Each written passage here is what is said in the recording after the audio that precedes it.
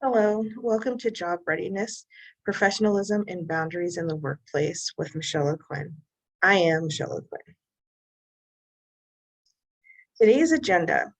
Today we will define professionalism, recognize professionalism in action, define boundaries, identify boundary types, and ways of establishing boundaries.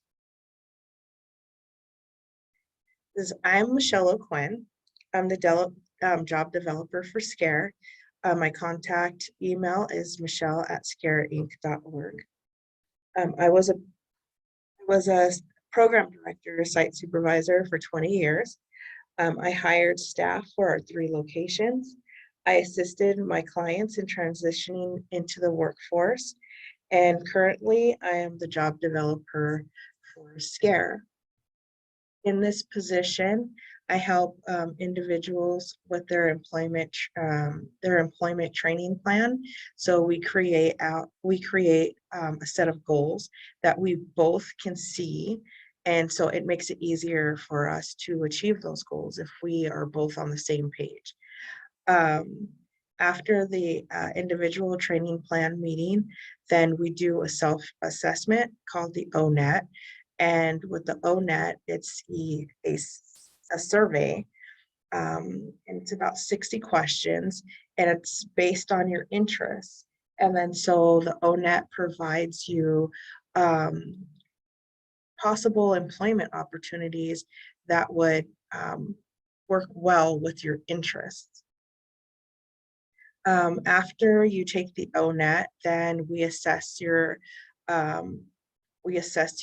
ONET and see where you're at. And sometimes, the ONET could be wrong. They'll say, yes, you're friendly, you can do this job or the other. And you're thinking to yourself, no, I cannot. So we just, look at the ONET, see how accurate it is. And if those careers match what your current situation is. After going over the ONET and assessing your skills, we work on your resume. We do a rough draft, a final draft. We also work on a sample cover letter. Your cover letter should be geared more towards each individual job that you want. After completing a cover letter, we start looking at jobs that are online. So places like Indeed, they have you create a profile online. And what's really cool is that you can upload your resume onto Indeed, and you can upload your cover letter on Indeed. And then a lot of times when you apply for jobs, it automatically fills in the information for you so that you don't have to keep repeating the same information over and over again when you're applying for a job. Also, there's other search engines that you can use. Indeed doesn't just give you jobs that are on Indeed. Sometimes it directs you to the company website, and then on the company website you can also create a profile. I've seen that a lot with governmentjobs.com. That website, you can go from Indeed to governmentjobs.com and have to create a whole nother profile. So I help my participants with that. And then once you have a job interview lined up, I help participants by doing a mock interview. And then after the interview, we go over things that the participant can do better. And then, we might do another mock interview, and just to give them an opportunity to try again before their real interview. We also work on thank you letters. After having the interview or going through your interview, you want to send a thank you letter. And then we discuss how to negotiate your pay, how to negotiate benefits, and how to accept a job offer. And during this time of looking for work, your your worker may request that you turn in job logs. So I accept job logs every week on Fridays, and then I turn them in to your counselor on Monday.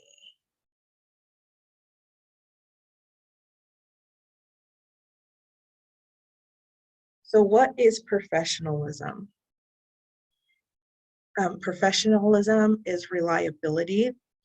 It's consistent, you're consistently good in the quality of work and the quality of your performance.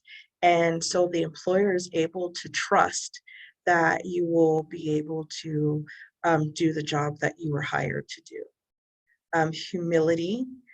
Humility is having or showing a modest estimation of your importance. We all know the arrogant, but humility doesn't mean that you have low self-esteem. It's just a moderate self-esteem. Etiquette is the customary code of polite behavior um, in your in your particular professional group. So, what might be proper etiquette in a business office may not be um, maybe superior etiquette in, let's say, a fast food joint. So there's different etiquettes for different business places. Um, Next is neatness, and that's just to arrange things in an orderly fashion. So not very often do we walk into an office and just see it disheveled. um, I'm pretty sure there are some places that if you were to walk in and the place was disheveled, they would lose your service and your business. So neatness across the board. Dedication is committing to a task or a purpose. And so this is why it's important for an organization to have a clear idea of what their organization is, what their business is, um, what their target is, what is their purpose.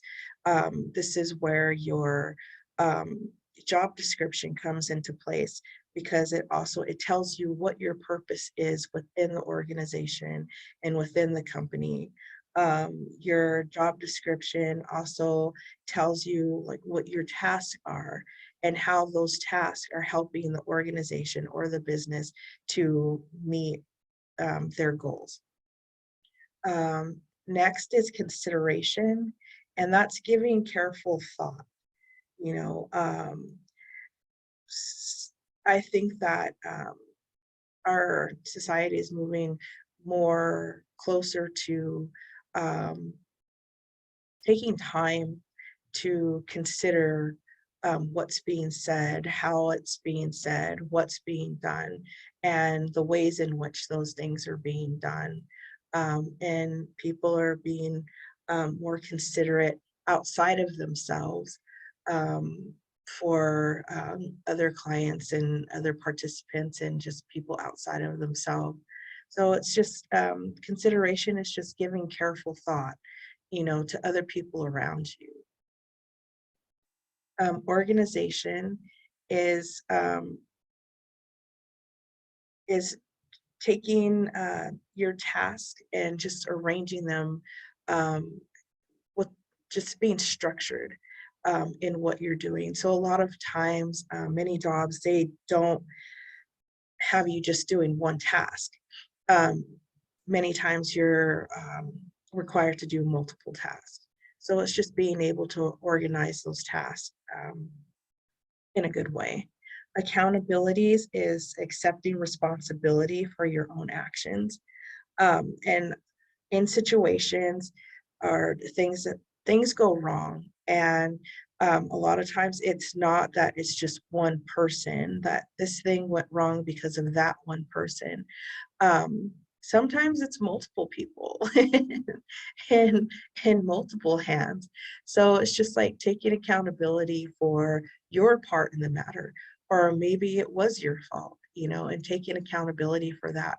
But also too, while you're taking accountability, it's like understanding that you are human and that you make mistakes. And the importance of taking accountability is that if you're taking accountability for your own human error, then most likely you will be a little more considerate when someone else makes a mistake and understand their their humanity too.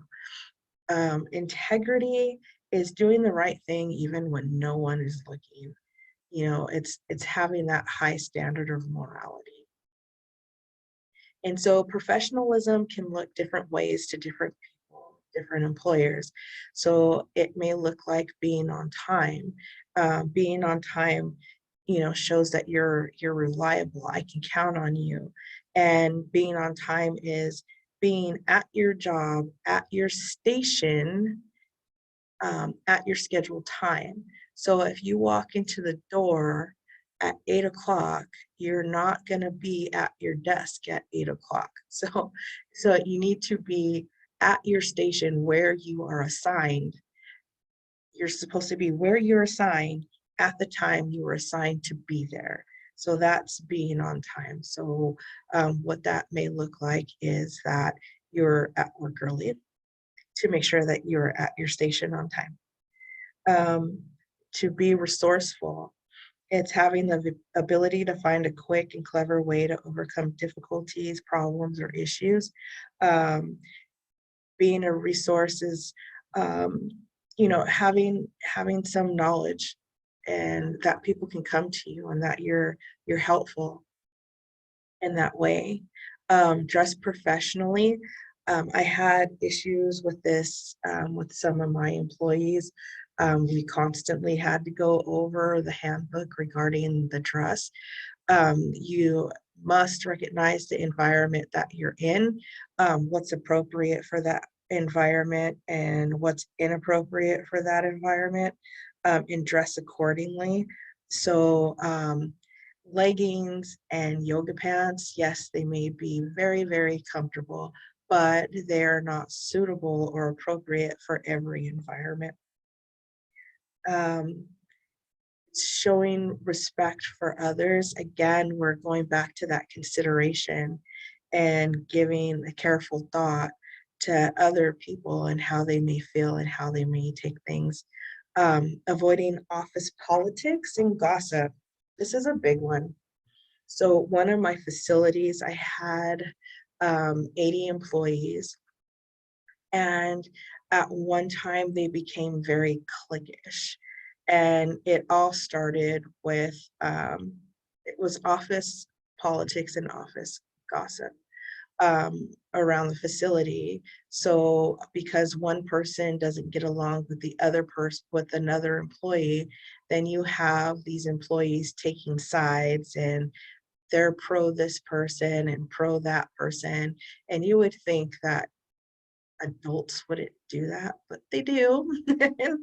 And so it created a very dysfunctional work environment because it's just regardless of whose side you want to take, there is a goal and a task that the company must reach, and that you know, um, a purpose that the company or the organization has within the community that is outside of people's personal feelings about other people in the office. Um, and a lot of the office politics starts with gossip and how they feel about so and so and what this person said and what that person said. And then they leave out a great deal of, you know, the the the meat and potatoes of the situation, like why was it said? And was it said in this way or that way? I mean, regardless, it doesn't matter. It's still gossip. So just stay away from it, stay away from the politics, and just stay focused on your the business and their purpose and their task and what the company is about and what they want to do, and just stay away from the gossip. Take appropriate breaks. A lot of coworkers many coworkers, they notice when you take a longer break than what you're supposed to. Um, and I know that we can get caught up on a break and sharing personal, life stories and what's going on, and Monday morning, what happened over the weekend, so on and so forth. But your break time is your break time, and most employers have like a 10-minute break every, what is it, 10-minute break every 2 hours. So if you're full time, your first 2 hours, you take a 10-minute break. After 4 hours, you take a lunch break. 2 hours after that lunch break, you take another 10-minute break. And then after that, you're off. Um, so yeah, just make sure that you're staying within that 10-minute break, especially if it has an effect on someone else and whether or not they're able to take their break in a timely manner. So take your appropriate break time. And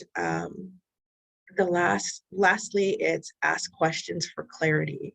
So sometimes that gossip in office politics stems from someone not asking questions for clarity, and instead they just depend on their assumptions.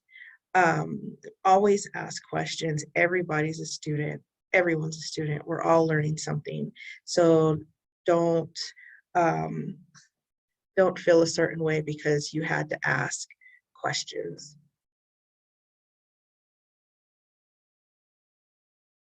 Um, Try to be, well, don't try to be, but be, be productive. Um, and, have quality work as you're being productive. Take initiative. If you know something needs to be done and that you already know that it's going to be thrown on your plate, then just take the initiative to do it without being asked. Maintain effective work habits, manage your time, provide excellence, be resilient.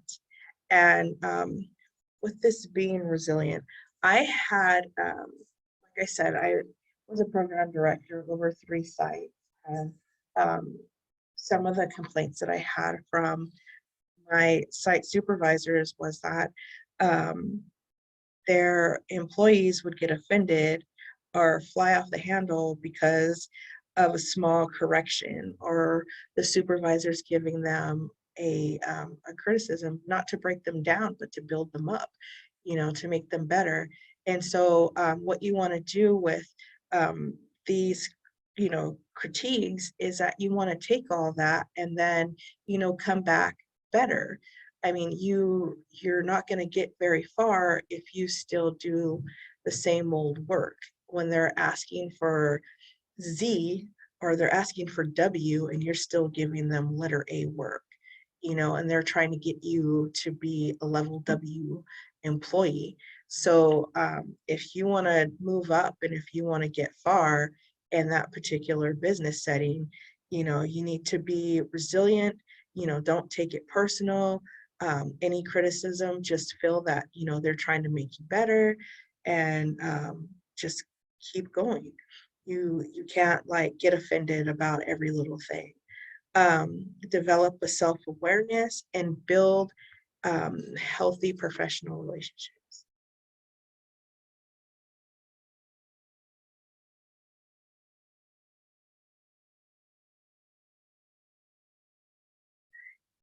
Entering the workforce. And I think I will forever have this on my slides, but it is to check your availability. So if you are supposed to start a job at 8 a.m., you want to make sure that you are available at 8 a.m., not dropping your kids off at 8 a.m., not driving on the freeway at 8 a.m., not hopping in the shower at 8 a.m., but actually at your workstation at 8 a.m. Can you do that? That means if you can, then it means that you're available. If you can't, then that means that you're not available at 8 a.m. So it's just like that period of time. You have to take a couple of things in consideration. Your prep time, meaning the time that you need to take a shower, get dressed. If you have children, the time it takes for them to get ready, dropping them off at school or at daycare, your travel time, all this time needs to be taken in account when establishing your availability. Then you have the pickup times, what's the latest that you can work, um, because you don't want to accept a position, then it's like, oh, I'm sorry, I need to leave 15 minutes early because I have to pick my child up from daycare because they close at such and such time.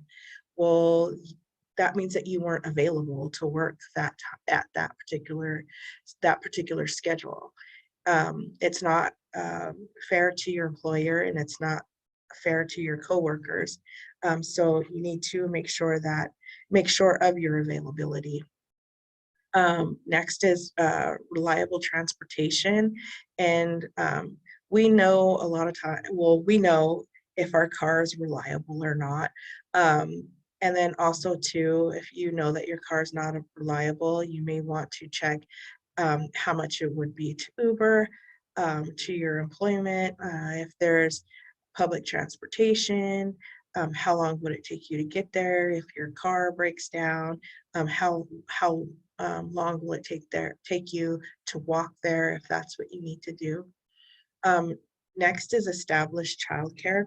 So one of my big issues as an employer was that a lot of times people that had CDA, YMCA, or TANF, they would have a family member watch their child.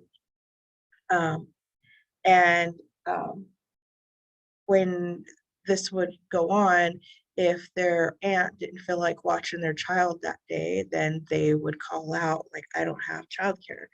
Or if, um, someone was sick, or, it's like, I understand that your childcare provider will get sick, will have family emergencies and things of this sort.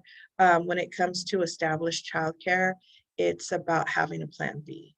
So it's just like, yes, this person is your main babysitter, but you need someone as backup just in case.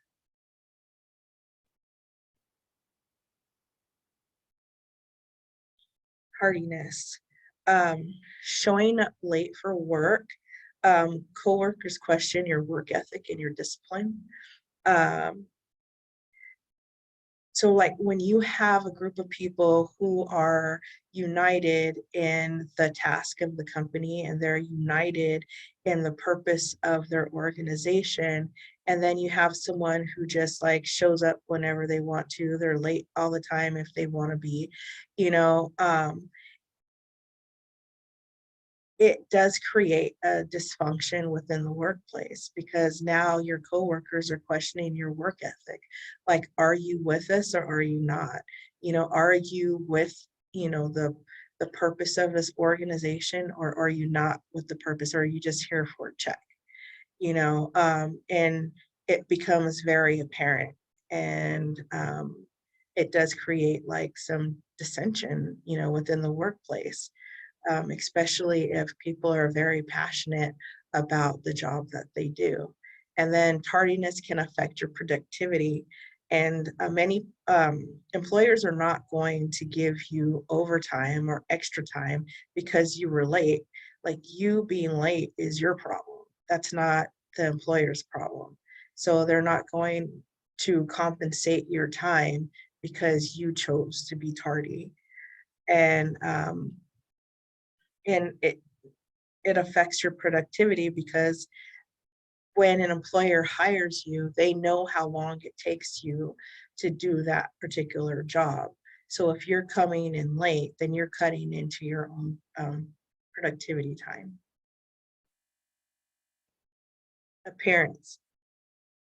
But you need to dress for success and dress according to your work culture. So office attire should be worn in the office, unless your office culture is casual. If your office culture is casual and you have like your work polos, or you're able to wear jeans and things of that sort, as long as it's the work culture. But you should not wear um, gym clothes to the office if the culture of the office is not gym clothes. And just the same as you wouldn't wear office clothes to the gym to work out. So it's the same thing. I always I have this peeve with this because I've had to talk to employees so many times about their dress, and what was appropriate for the culture of the work environment. This is Eisenhower's time management matrix. Um, so it's like if it's urgent and important, you do it right away. But if it's important, but it's not necessarily urgent, then you schedule it.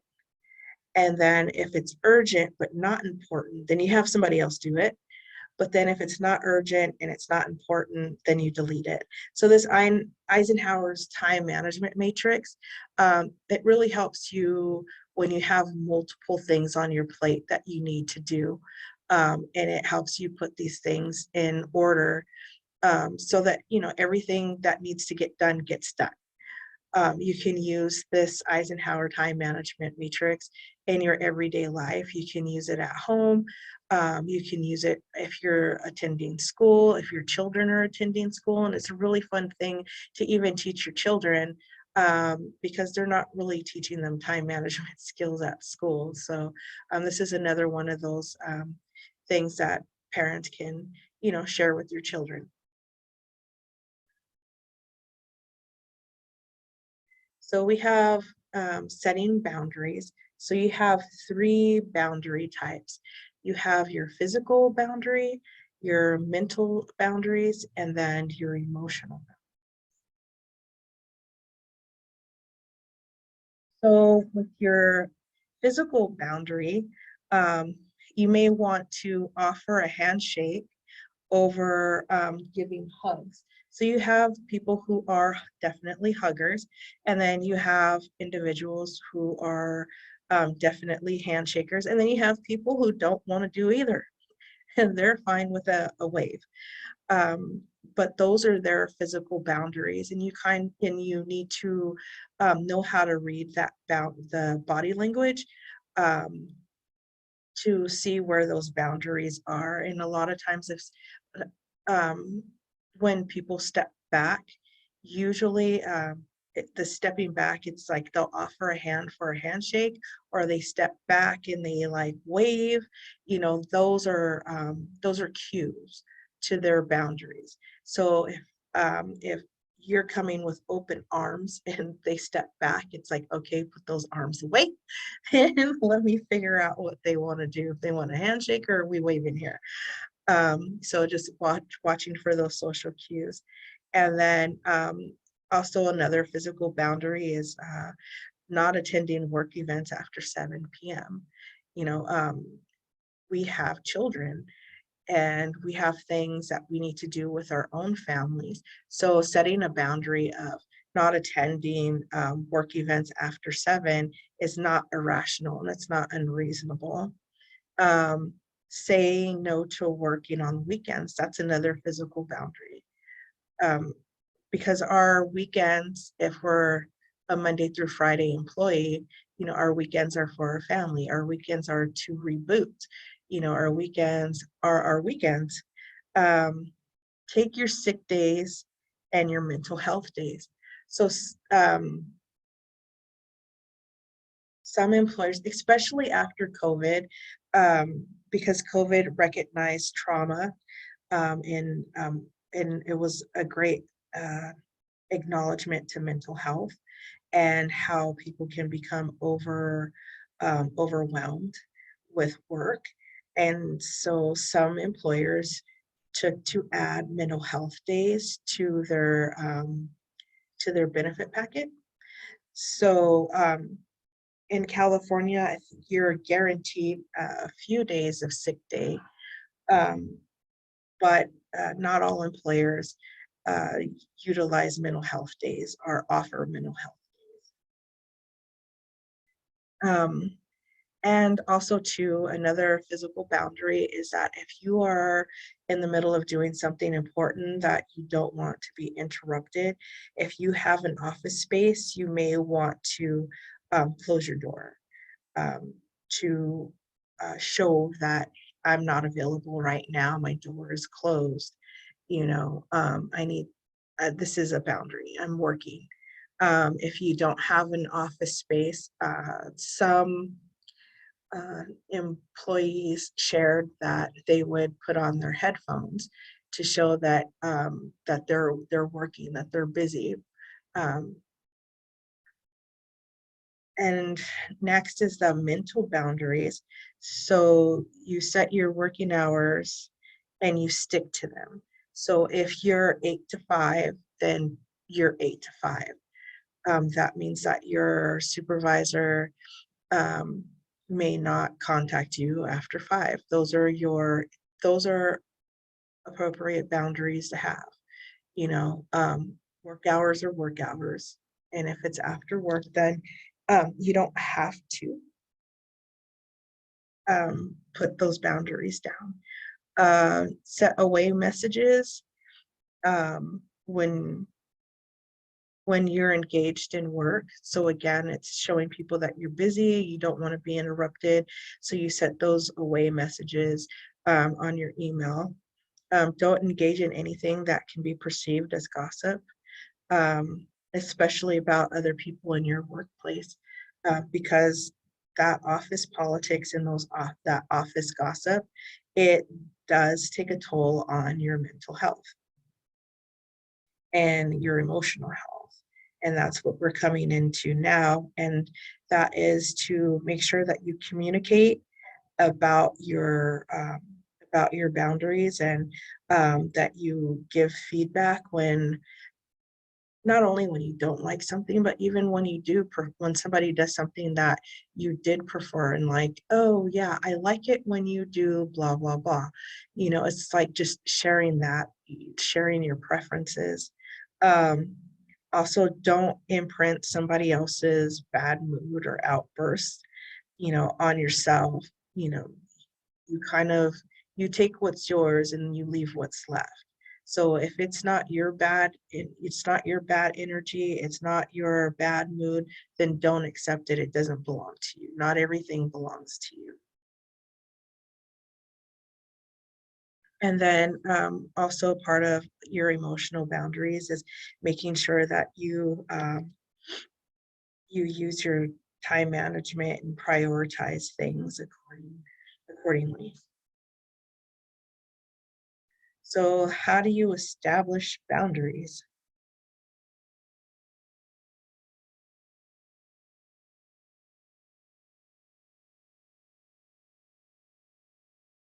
So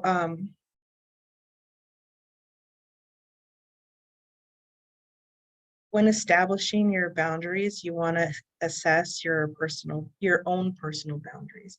So you may have to take a look at yourself and sit with yourself for a minute. So know your limits.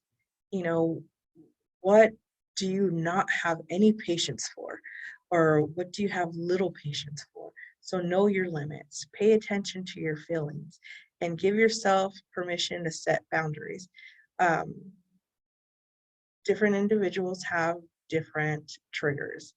And just because one thing is not your trigger doesn't mean that it's just because something's not your trigger doesn't mean that it's not a trigger for someone else.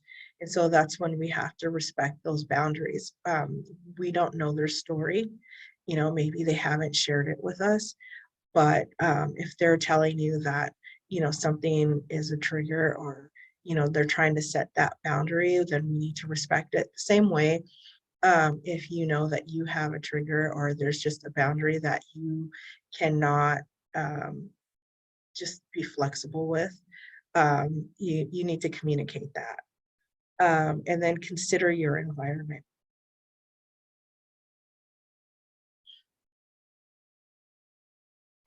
Ways to establish your boundaries is to communicate and to be upfront. You create clear structures. Um, And then keep your relationships professional. That's important. And then delegate work when it's appropriate. And then it's okay to say no. And I think, you know, there are individuals that have a hard time saying no. So they say yes until they're all burnt out. And sometimes even after they're burnt out, they still say yes. So it's okay to say no. It's okay to not want to. It's okay to not be interested in partaking in that particular um, activity. It's okay to say no. And lastly, take your time off. Your time off is your time off. And when you're away from work and you've taken your PTO, you're away from work, your mind needs to be away from work. And that's part of the boundaries that you need to set.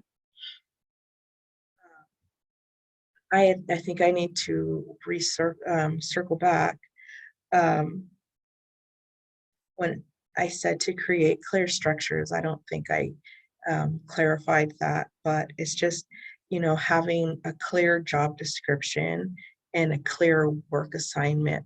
I've had to come in and reorganize an organization just because the people involved didn't really have a clear idea of what their job description was and what their work assignment was.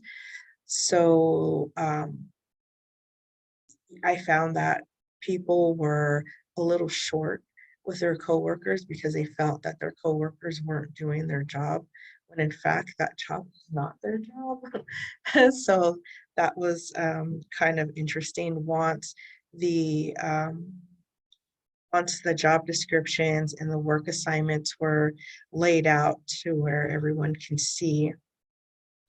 Um, but I would like to thank you um, for partaking in my workshop, job readiness, professionalism, and setting boundaries. And you can contact me at SCARE. The number here is 619-328-0676. And again, my name is Michelle Quinn. My email is michelle@scareinc.org. Thank you. Have a wonderful day.